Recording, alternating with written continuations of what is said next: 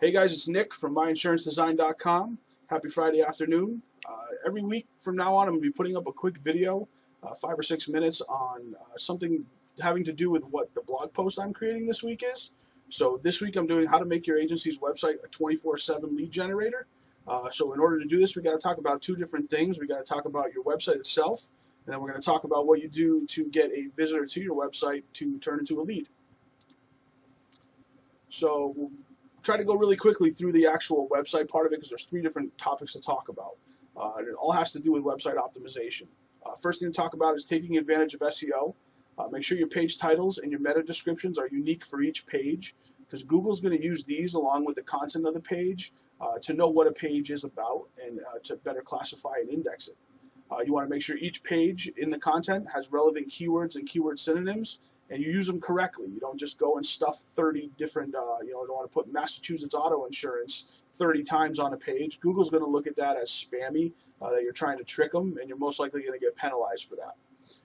You want to set up your Google My Business page. This is a big thing for Google, and it's also a big thing for your search engine optimization.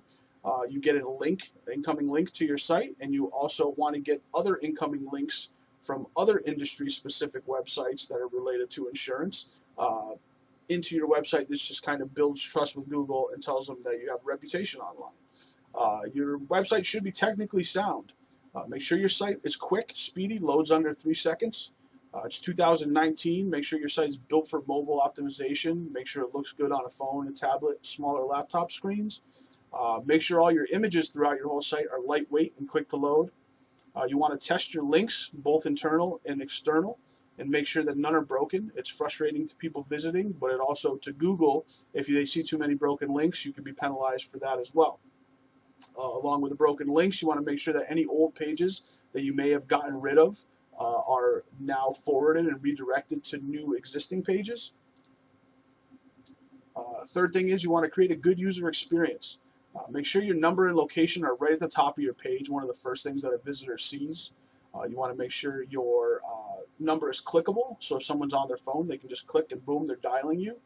Make sure there's also a clear way to email you, or your email address is nice and upfront. Better be mobile friendly again. No one wants to have to pinch and stretch to zoom in and look at your site. No one wants to. So now that you have somebody at your site, what do you do to engage them and to turn them into a lead? First thing you want to do is you want to create content that people want. Whether this is just the content of your static pages or blog posts, you want to create content relevant to your local area and the customers that you service. Everybody has subsets of customers, whether it's educators, tradesmen, students, renters, people that you sell to or you cater to a little more out of everybody that you serve. And you want to create content that will engage them and interest them and that they will find useful. Everyone needs insurance, but you have to dig a little bit deeper into what your client base wants. You can also show your connection to the community. If you have events that you participate in, or if just big events that have happened in your area that you think people in town will find interesting or in your city will find interesting, then go ahead and create content based on that. But here's the big secret to generating leads with your website. Trade them for their email. And I know I put a comma in there that doesn't need to be there. But you want to trade them for their email. When someone gets to your website, you want to show them what to do next. It's all well and good that somebody will browse around your website. You want them to, but you also need them to take the next step, and you need to make sure it's plain and simple and there for them to do so that they just automatically do it. This action should collect their email. You're going to do this through calls to actions, which are either boxes with email gathering, pop-ups that ask them to download a document. There's different ways throughout your website, and you want to have them all over your website that basically makes them pull the trigger to put their email in and send it to you and trade for something else. You want to have call to actions relevant to the content on products in these specific places. You want to have one right away on the front top part of your website, on your home page.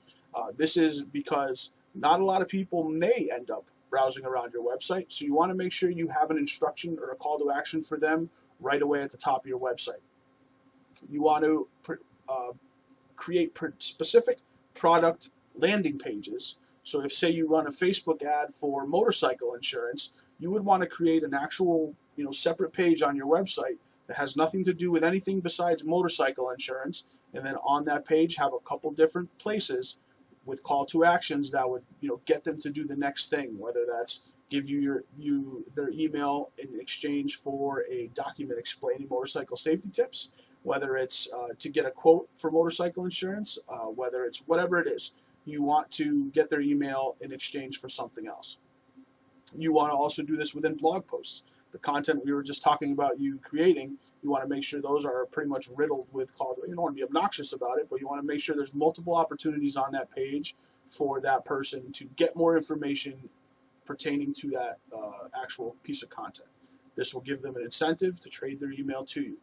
Once you have their email, then you're going to, they're technically a lead, but then you're going to start sending them email sequences based on what their next step past that should be. So customers need to be led. So you're going to trade them for their email, and you need to show them what to do next. So let's recap. Make sure your site is technically SEO and user experience optimized. This is a big part of it. It may not seem like it's a lead generator in itself, but it's important that when people do get to your site that you're doing things right. You want to create content on your site that draws visitors to your site over and over. And you also, getting people to your site and engaged allows you to use call to actions and landing pages to turn them into a lead. So that's basically it. Take care of your website, make sure you're doing things right, and then secondly, get their email, trade them a piece of content, trade them some kind of value for their email. Once you have that, you can send them email campaigns that are tailored right to them, and you will increase, they're now a lead, and you'll increase your chance of a sale. All right, hey, enjoy your weekend.